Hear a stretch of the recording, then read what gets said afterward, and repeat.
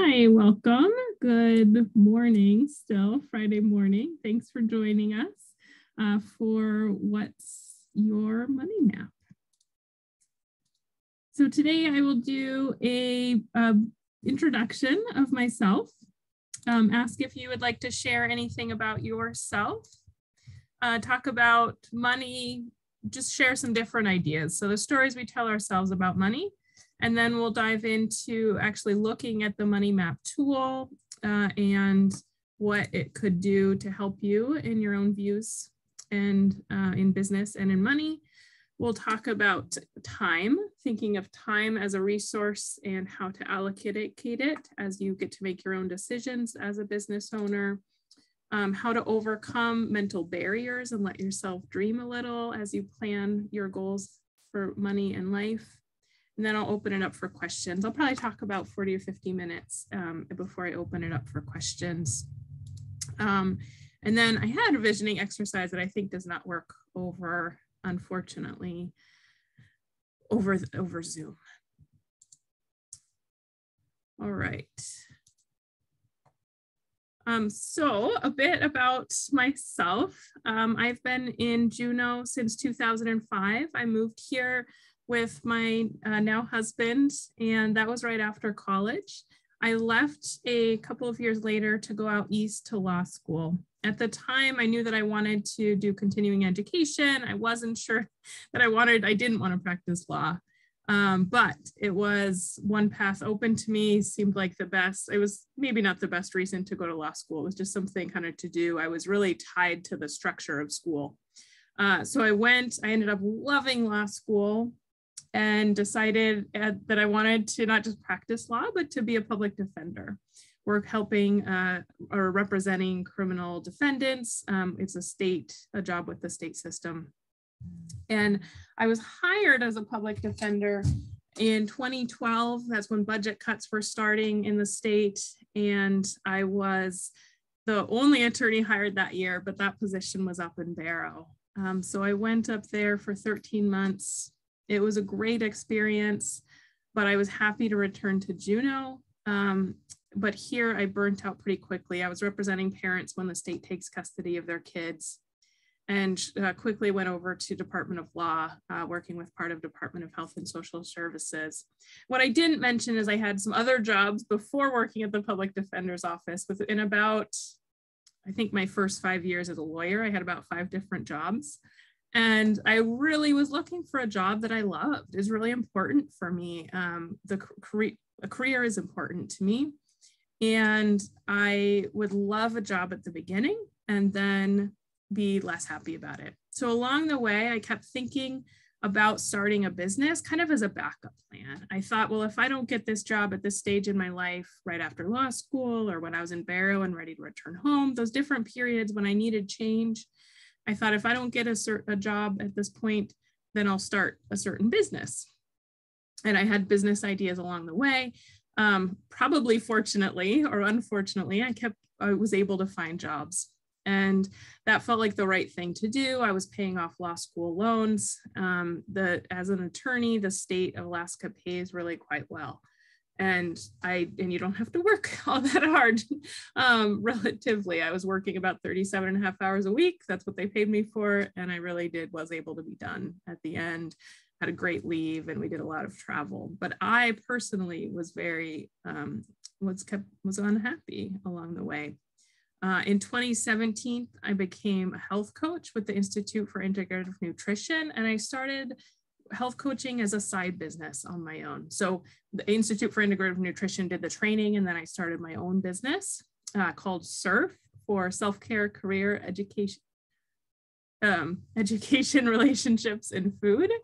And I really enjoyed helping people with their health goals, but I also discovered I did love the creative energy that comes with running a business. So I really liked doing blog posts and working with clients to develop recipes for them. And I had just had a lot of fun. I was hoping I would do more with that. I did. You can see the picture in the bottom is I was at a Alaska Bar Association. So an attorney convention in Alaska, and I thought that, attorneys have a reputation for not being super healthy, that maybe I would have a good in working with attorneys. And I really only worked with a handful of people. It didn't quite take off, that business, but gave me a really good experience. It's still technically a business, but I don't really do much with it. I did write a book, which was a great experience as well. And it's been fun. And I think it'll be good training for me later in life. I left my state job fully in 2018 and I was trying to do the health coaching and then did some other things on the side. I worked for a tourism company in Juneau. And that experience really helped launch as I was deciding what to do next in my own life, and still had this tremendous fear of starting a business and could I do it? And what did that mean? And what kind of model? The business I worked for was not very well organized and yet served a lot of people, brought in a lot of money, and it helped give me the confidence. I've learned now that a lot of businesses are really scrappy, and you can still do a lot, even if you're not necessarily doing everything perfect. Not that you shouldn't, but it gave me the confidence that I needed. And so as I thought about what to do, I considered estate planning as a way to use my law degree to run a business, but I really didn't want to work anymore in kind of high conflict situations. And so through estate planning, I get to work with individuals, which I love doing. And then I also get to help people avoid conflict. And then a good side of that is helping businesses as well. So I do mainly estate planning and then also work with some businesses. My passion is really I just love talking business. In my free time, I'm listening to business podcasts or books, listening to books on tape about money. It's something that I love, and I hope to do more of that, which is part of what doing this webinar is to try and find people that are interested about talking about money and business and these topics and potentially open up for more conversation. So I'd love feedback after you watch this presentation.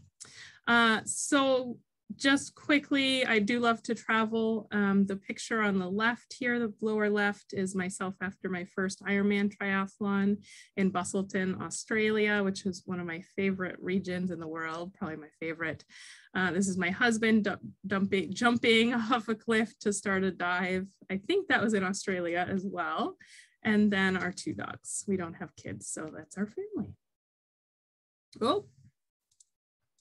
All right, who are you? If you would like to share anything about yourself, please do so in the chat box if you wish.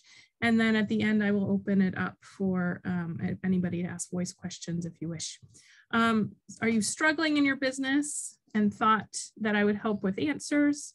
Maybe you want more time with your children or to save more for retirement. Maybe you want to travel more. Maybe you saw the words money map and you thought this would be the key to your rich life. Do you have a business? Do you want to start a business? Do you have a side hustle? Or maybe you do freelance work on the side? Feel free to share what you'd like. Thanks, Hester, for sharing. And we know each other. I hope you don't mind my sharing. She's doing really exciting work as a health coach and now a yoga nidra facilitator. And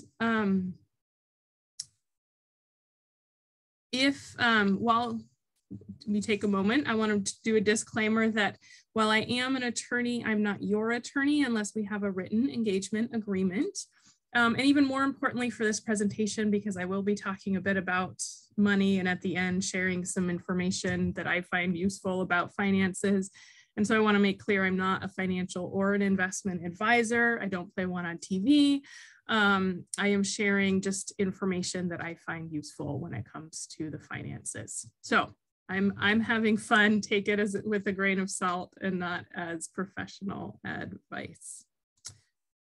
All right, why are you in business? There's a good question if you are. Is it for flexibility in your life? So you don't have to report to anybody else? Do you have a side business for income, extra income on the side? A side business for passion purposes? Is it a something, a hobby that you love to do, and you're also making some money doing it. You have a side business for tax write-offs. As a W-2 employee, you can't really write anything off. You pay income based on what you make, what your employer pays you. If you have some kind of side business, then there are some deductions that you can take for business purposes, and some people use that to take advantage of in a totally legal and appropriate way, of course. Out of necessity, did you start your own business? To have control, to exercise creativity. That's one thing I said I loved about the health coaching and what I'm doing now, or to make more money, which kind of ties in with the others. For myself personally, I really love the flexibility with my time. I just, when I was learning about estate planning and listening to a lot of webinars, I would be able to clean the house while I was listening or go for a dog walk. And I really value that kind of flexibility to be efficient on my own schedule, not somebody else's. And then I also have discovered, I don't know where this came from, but that I have a rebel streak. Maybe this is, I am a rule follower. But now I just really don't want someone to tell me what to do. And so I really like having the control to be able to make decisions in the business is something that I personally enjoy. I also like mentoring others and providing jobs for others, which I know is not something everyone loves. But I have 2.5 employees now in Liz Smith Law, and I plan to keep growing that business for some period of time. And I love providing employment and being a good employer. Yesterday, I was working on, or a couple of days ago, designing a 401k plan for the business, which just makes me all kind of excited. And I love the creativity, as I mentioned. And then for me, one resource that I really recommend for people is called the Clifton Strengths Quiz by Gallup. I think if you search Clifton Strengths Gallup in Google or your search engine, it'll pop up. I think it costs $50 to do, and it's worth it for most people. It gives you it goes through different skill sets and then ranks your tops. So my very top was love of learning. And so that helps me understand why I kept being miserable in the jobs that I had. I had so many jobs and I would love them at the beginning and then become miserable in them. And it's because I had stopped having such a high learning curve. And so I basically get bored. Well, as a business owner, it's fitting for me personally because I can always be pushing myself to learn in different ways and bring in new skill sets in the business and things like that. So it could be a good guide for you to figure out, what to do in your business and what to bring other people in for, or what to maximize. Now I know that I need to keep pushing myself in areas where that might startle me, but that'll keep me excited about it. So there are many reasons we might start a business, but it's also easy to work tirelessly in a business while wanting it to take off. There's always going to be something else to do, and you could be working in all your free time. So it's also important to step back, I think, and figure out what is important for you time-wise.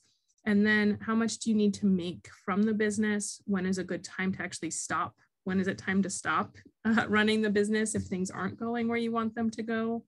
And then the flip side, if you're really successful in your business and you're working a ton of hours or even not, but when do you pull back? When is it time, if it ever is time?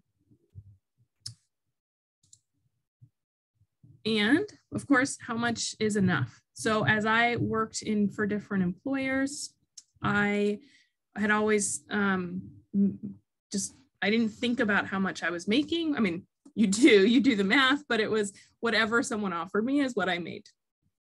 And I didn't negotiate. I was usually working for the state, so I really couldn't negotiate. And sure, I understood on some level that I could have a different job that might pay more, but it wasn't something I was maximizing for, right? I was interested in having a career I loved. I was making perfectly good money, and that was fine. And then when I went on to start my own business, I thought, well, surely am going to make as much as I can, right? I mean, you go in and you work and you make what you can and bring that home and make business decisions.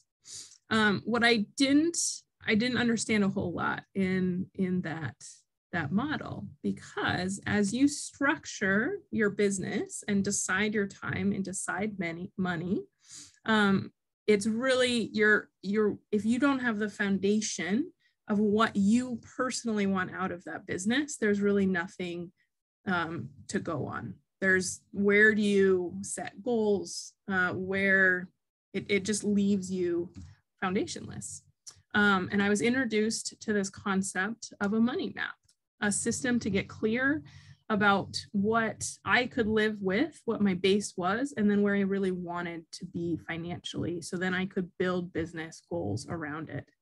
And I really didn't understand, as part, not just the foundation part, but also the where you're going to part.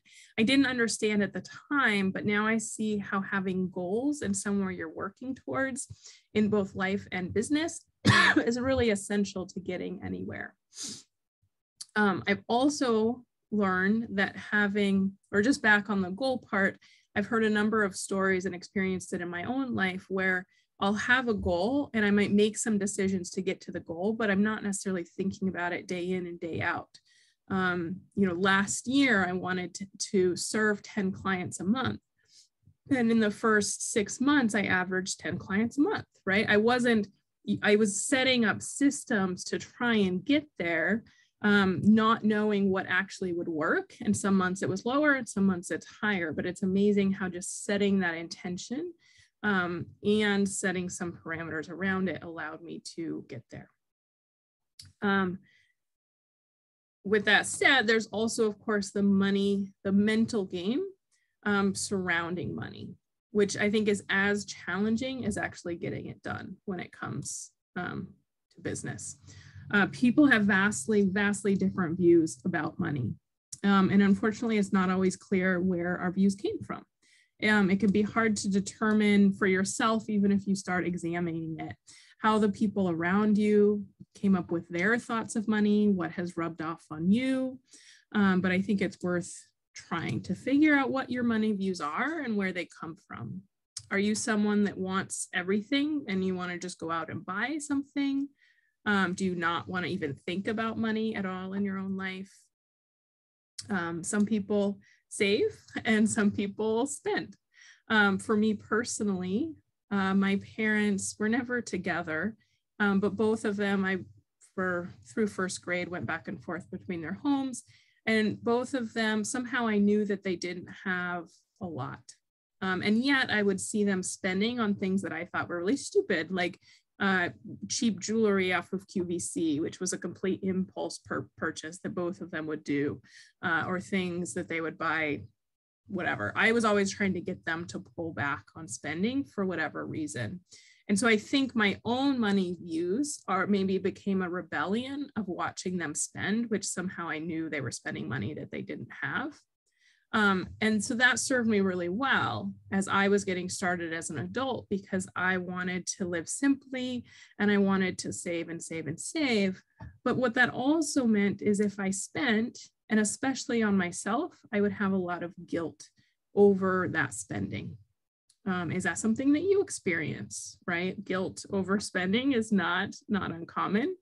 And slowly as I age, and as a family, as we start to build greater wealth, I'm slowly shifting into learning how to spend in addition to how to save, and really make conscious decisions about what I want to spend on because it's really valuable to me, and then what things don't bring me greater joy. And so there's no reason for me to spend more on.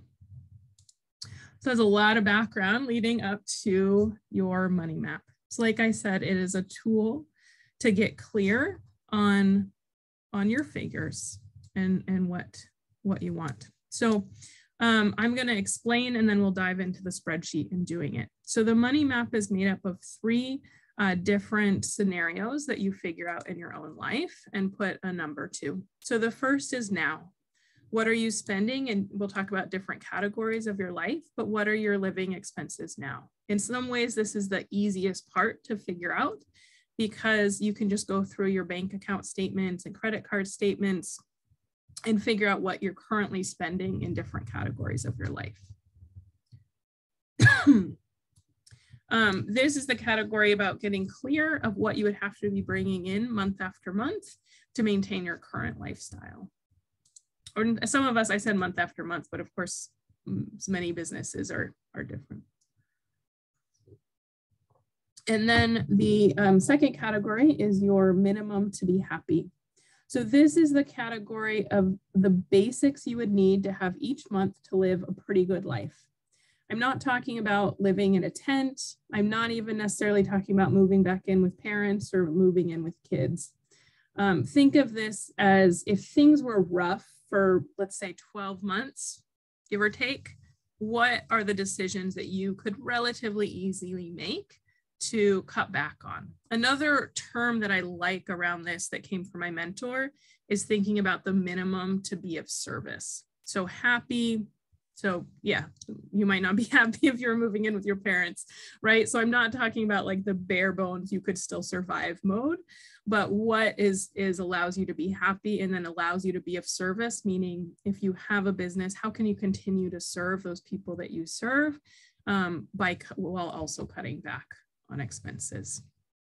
And we'll go through in the spreadsheet some ideas of what that might look like for you. And remember that it's going to look differently for your minimum is going to look, where you're happy cutting is going to look much different than someone else. So it might be something like eating out less, stopping clothing purchases for a while because you have a closet full of clothes, or putting hold on movies or your gym membership, right? Whereas someone, the gym membership might be one of the last things they cut. For others, it might be the first. So this is about getting really clear over what you would be really just fine with. And I think it's important to remember that this is the number so that you're clear when things do get tough, what you can cut back on easily. And then also the flip side of that is when is it time to go out and get a job, a side gig, something else to keep you at that minimum to be happy. And then finally is the preferred if you could afford it category. And this might be the hardest for some people. Some people are going to have an easy time. They want the fancy car, they know exactly what they want. I think often people that are in that just have the easy, I want this and this, they might not be that realistic about it. And I think for most of us, this is actually the hardest. How do you let yourself dream a bit of what you would like? And so this, I encourage you in this preferred if you could afford it, is really not the absolute dream that just, I think it's easy to go into, well, I want this, this, and this because I should want it. You know, is there some in your mind, you might have a stereotypical, this is what a quote rich person would have, and therefore that's what I want. But I encourage you to be really personal about this. So what is it in your own life that's realistic, but pushes you outside of a potential comfort zone? And we'll get into some more details with that as well. Okay, so now it's time. I emailed a spreadsheet to you, which I didn't see that Hester got, which is great. And you should all have in your inbox an Excel spreadsheet that you can look at that I'll turn to in a bit as well. You can also just pull out a piece of paper or start typing if you want to do your own spreadsheet. I think there's some advantages of doing your own just because I think as I create, but some of you are going to do easier with what I provided, and then you can modify it. So in your spreadsheet across the top, starting the second column over to the right, is now, and then money for how much that would be, minimum to be happy, money, preferred if you could afford money. And then on the left, in the left column for your different rows is going to be categories that you might spend money on. And the categories are that I give you are just some ideas. Some of them aren't going to apply to you at all. Others may make more sense to combine or to rename to be specific to your own spending and what you're doing. All right, so,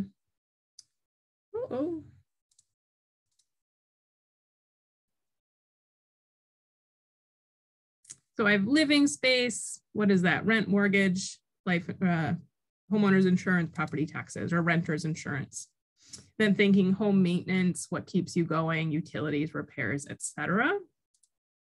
Groceries, eating out, if you have phone service, transportation, personal insurance. So all of these categories your business may pay for, like your business may offer, or an employer, or if you're partially retired, that may cover, something may be covered, but this would just be your personal, what's coming out of pocket. Or your business may pay for your transportation. So that wouldn't be included here. This is just thinking of personal. And then medical insurance not covered by insurance.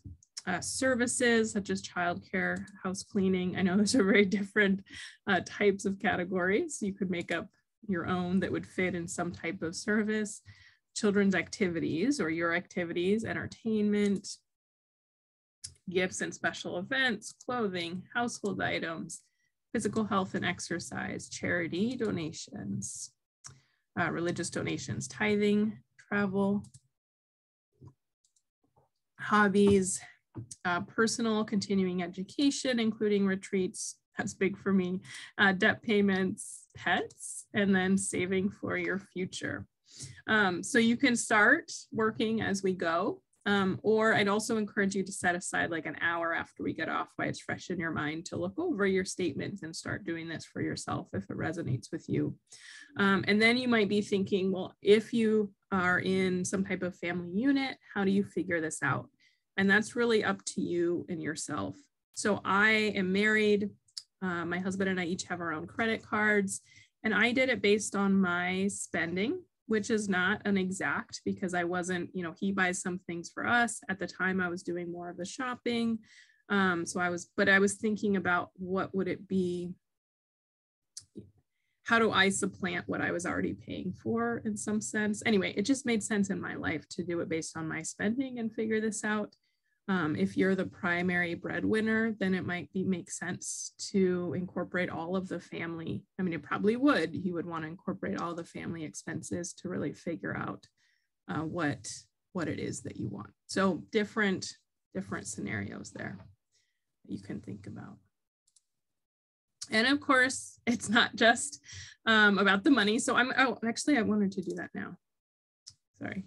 So I'm going to shift over out of the slideshow and go to the spreadsheet, and then we'll come back and finish up the presentation.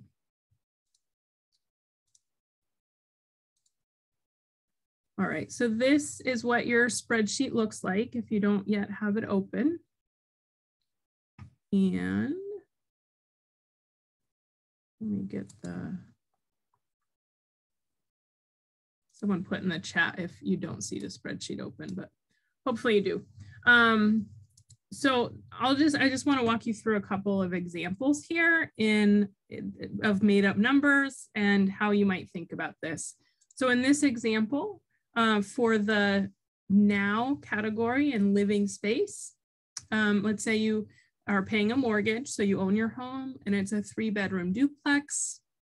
And then including property tax, your mortgage insurance that let's say you're still paying, and you have homeowners insurance. I have an example here that your payment is $1,800 a month. Okay, so what's your minimum to be happy? Well, for you, the house, it costs a lot to sell a house. So maybe for you, it's really, you need that that's going to be your base, and you might cut in other areas. Or maybe for you, you have one of those rooms you could pretty easily rent out and you could turn to that. Or maybe you could relatively easily move in with a family member and actually make money off of the duplex instead of spend it.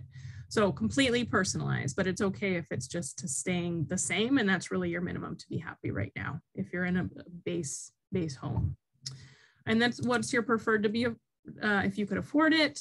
So this example is a 4-bedroom home with water views, fenced yard, and tax and insurance. Now, what is that going to look like monthly? Now, obviously, this is not accounting for, I'm not looking at how do you actually save for that home and the higher mortgage. That's none of this. This is just thinking about what that would look like on a monthly basis.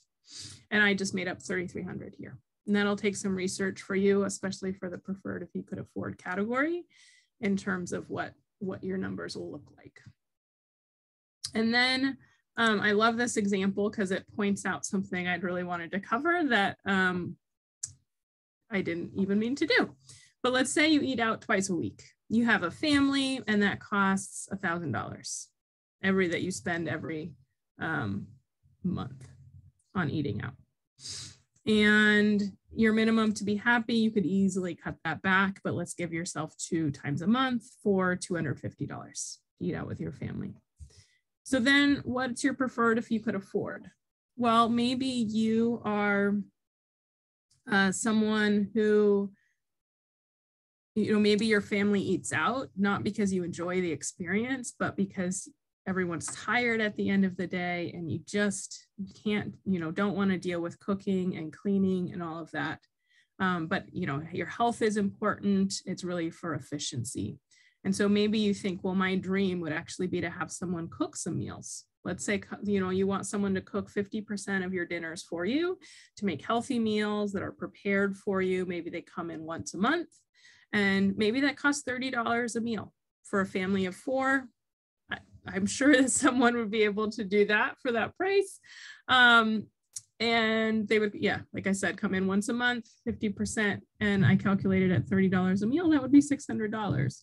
So what I love about this example is this may not be realistic. Maybe the person that you would want to make your meals in this scenario would cost more. But I think there are many times where we don't actually do the numbers for our dream life, and that there might actually be a way to achieve your objectives without, this is even less than eating out 2 times per week. If someone just shifts and actually does the research and thinks about, well, how could I achieve a greater objective where I'm eating healthier and have my meals prepared, but we're not eating out as a family. One example I've heard that I really love, it was on a podcast with Ramit Sethi, and I'll talk more about him later, but he was talking to a family that really wanted to buy an RV. Let's say it was $300,000 RV for an fancy RV, and they wanted to take their kids and travel around in this RV, and they wanted to do it while their kids were still relatively young and willing to spend time with them. And so they were thinking about how to save up for the $300,000. And he pointed out, well, they had never been in an RV. Would they even enjoy it? And he suggested, what about just renting an RV for a month during the summer or a week, whatever made sense for them? What does that really look like financially? And that was something they could do next month instead of waiting a couple of years to save up and actually purchase the RV, right? So I think using this preferred to afford category really allows us to dream a bit in our own lives. All right. I'm going to shift, since I'm on the spreadsheet, to the next tab over here, and it's your time map numbers. And as we think about, of course, it's not just about the money, but even bigger than that, what's our non-renewable resources? It's our time, our energy, and our attention. You can go out and make more money, but you never get your time back. In this tool, it can be really helpful to allow you to get realistic about where you're spending your time now and where you want to be spending your time. So here I also have categories. If you don't know, which most of us don't, we might think that we're spending our time on X, Y, and Z, but if you really do start tracking what you're spending time on, you may be surprised. So if you feel like you don't have enough time for something that's important to you, this could be a really good exercise of actually tracking. And there's different trackers you can get online, or you can just use a pen and paper or an app, something, take notes. And then I have it categorized here. So you would get a weekly total and then a monthly total. And this is for things in your life outside of your business or any other money-making adventure, see? And then it comes up with how much time do you have actually available to generate money? What does that look like, right? You may have, if you're caring for children, you may want to spend very little time in the business. What does that look like? And then you can even come up with an hourly rate to figure out, okay, if you're spending 5 hours, 6 days a week in the business, what would you have to make per hour to make that work? So you can use your money map number tied in with your time map to do that. Okay. I'm gonna go back now to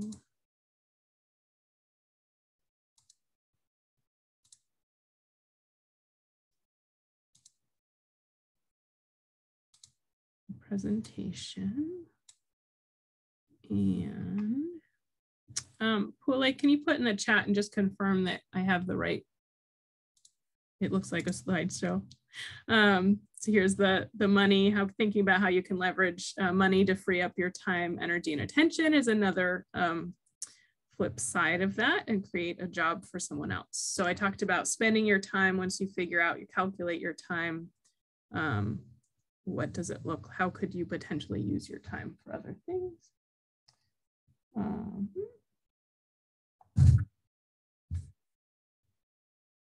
All right, money map we talked about. So just some other thoughts as I shift here a bit more to just some thoughts about money that I like to share, and some resources that I have about financial life and different things. So some thoughts on your preferred to be happy category, which, like I said, I think is one of the hardest. It's the best part and also can be really scary. When I did my preferred to be happy category, Ramit Sethi, who I mentioned before, he talks about thinking, he likes to focus on actually how you spend, not just how you save, and really thinking about what's happy, he calls it your rich life. And he talks about putting what would happen if you 10x'd your spending in a certain category that was really meaningful for you. And so for me, that category is travel. And so when I did my spreadsheet, I increased travel to 10 times as to what it is currently.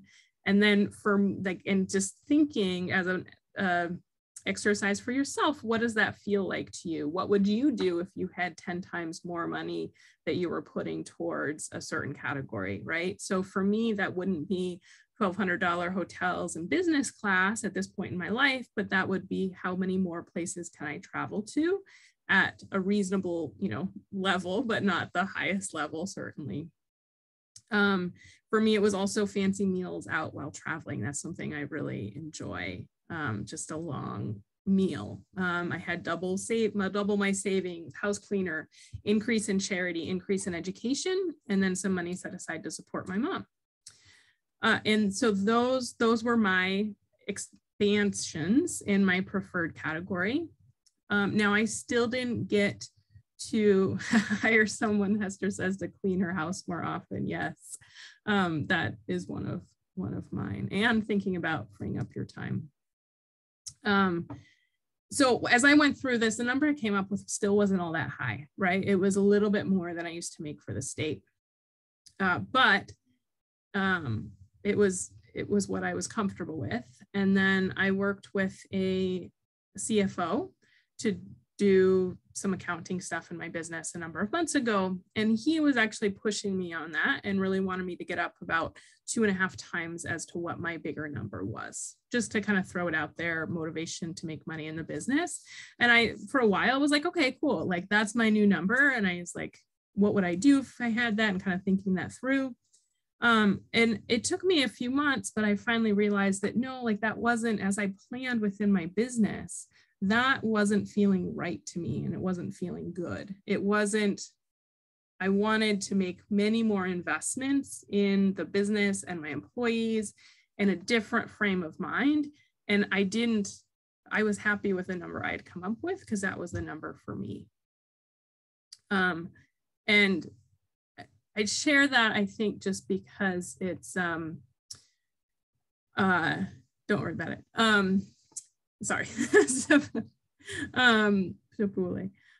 So I share that, I think, because we can get pressured in certain areas, and that it is just a personal and a family decision, but a personal decision as well. The other thing I learned personally through this process is that I mentioned one of my things was supporting my mother. And I had a lot of money that I was like, oh, in my dream life, I should spend money for my mother, who has very, very little. And I was really worried about I still am worried about what's going to happen to pay for her. But what I realized later is that that was actually unmotivating to me. So we have a very complex relationship. She really wasn't there for me as a mother, and actually stole money from me for drug money that my grandparents had set up a bank account, and she took money out for drugs. And so that's just a bit about our complex relationship. And I just realized that wasn't something I wanted to do. I've now set her up in assisted living. I'm supporting her in terms of giving her some of my time, which in many ways is more valuable, but not supporting her financially. I said I set her up, but she sold her house. She's paying for it right now. And hopefully I won't have to. Okay, shifting gears, just to some of the resources that I love. I've talked about Ramit Sethi already. Here's his book, I Will Teach You to Be Rich. It has really good stuff in it. I've listened to it. He reads it. I find him, I've learned a lot from him, both through the book, and then he has a podcast called I Will Teach You to Be Rich as well. And he interviews couples about their money stories. And I find that it's great, right? We don't talk a lot about money. And I've learned a lot through listening to those conversations that he has, and hearing about how other people you can learn through other people and their hangups and their money stories. People that either spend too much or don't spend and have a lot. And then the other book that was the first financial book that really hit home for my husband and I is called All Your Worth. We listened to it back in 2005, so it's a dated book. And yes, it's by Elizabeth Warren, who ran for president. But I think it just has really good basic resources. What they teach, there's a lot of other information in the book, but their big takeaway is to look at your spending and consider 50 in setup. So you're spending 50% on your haves, 30% on your wants, and 20% set aside for savings. And they go into detail about breaking that out, but just really on the surface level, the haves are your monthly must spend. So that's your mortgage, that's your gym membership if you're locked into a contract. That's something that you couldn't pull back on within 6 months or so, that you're really set on. That's your utilities. That's basic food, but not a lot of eating out. So that's kind of like your minimum to be happy category. And then 30% on wants would be eating out, entertainment, travel, that sort of thing. And then I more recently listened to this book, A Simple Path to Wealth. And there's a lot of it that kind of annoyed me, but, and there's a lot of good information as well, especially on kind of the investment side and thinking his perspective, one perspective, but it's kind of interesting in terms of what he does for investments. He's also along the FIRE side of things, which is financial independence, retire early, and talks about saving 50% of your salary. So pretty far out there, but I think another thing that's just interesting to think about, what would you have to do to set aside 50% of your salary? Or for business owners, what you decide to make. And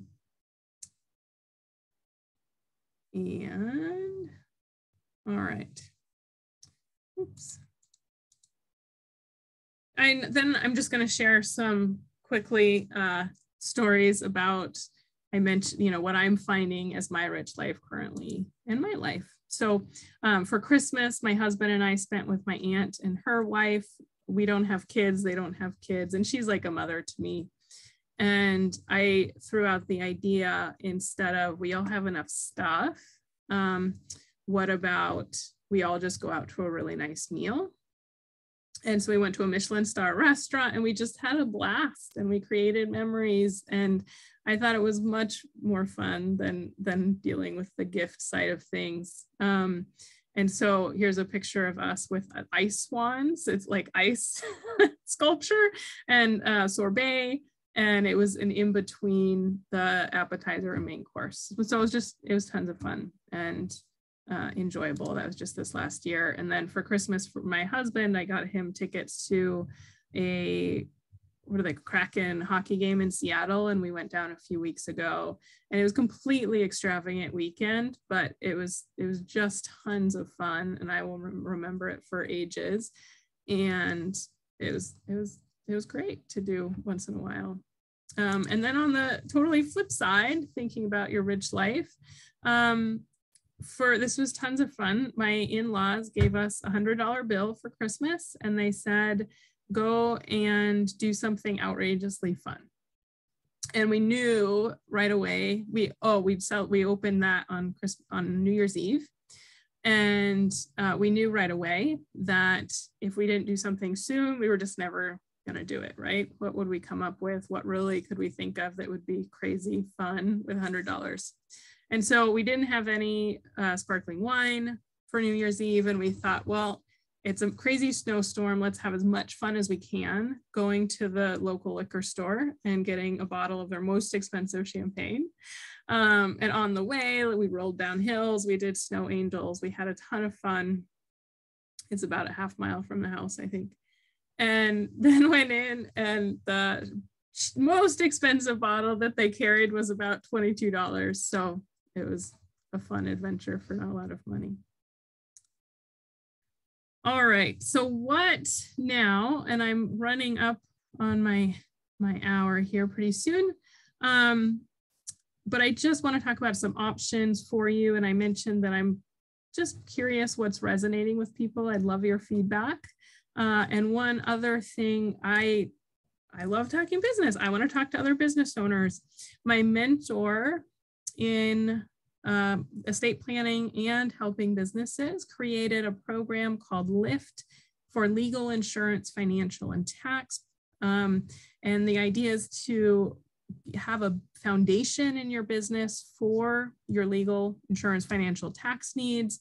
And to be able to speak a language so that you understand what type of insurance you need for your business, that you understand what kind of legal documents do you need in place.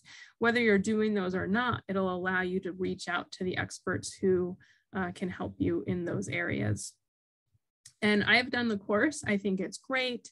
I am offering it as a workshop to go through. We'll have 6 different hour-long phone or Zoom sessions to go through the program, and then kind of like a mastermind group so that we all can get on, talk about what we covered that week or what the videos covered, and build our own foundation. So I'm looking for 3 to 7 people interested in doing that course over about 2 months.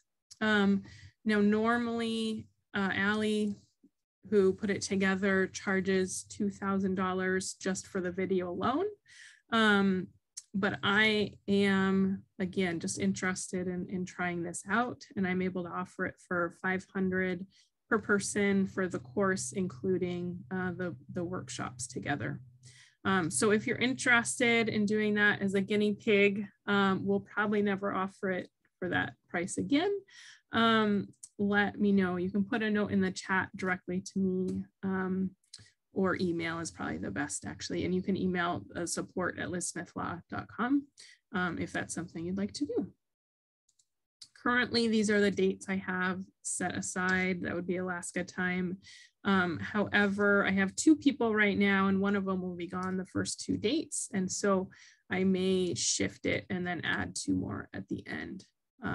So we can talk that through if you're interested. And then if you're, well, whether you want to do that or not, I also, if you want more of a one-on-one experience and have questions about your business, or want more in-depth legal assistance, like entity formation, trademark protection, or just talking to someone about your legal foundation, but more one-on-one, I do offer something called a Lift Your Life and Business Planning session. And that's a 2-hour working meeting where we review your current business structure, if it exists already, or what you want to do. And then we dive into where you want to go, why, and then together I can help you clarify where you want to go and how to get there, and what kind of foundation you might need if you're setting up or want to switch to if you already have a business, if you find that there's a good fit and that's something you want to do. So I have different business packages that we could look at if you wanted to do that. And normally I charge $950 for that meeting because it's a 2-hour working meeting, you know, going through things. I review things ahead of time and then give you advice during that meeting that you can set off out on your own if you wanted. But because you're here and because I'm interested in doing this, I'm happy to offer that meeting to you for free, as long as you do the homework ahead of time. And I will make sure, I don't think I have a link set up to schedule that meeting. So just email support@lizsmithlaw.com or myself, liz@lizsmithlaw.com, and we can get you signed up for that if you'd like. Okay, I am going to end there.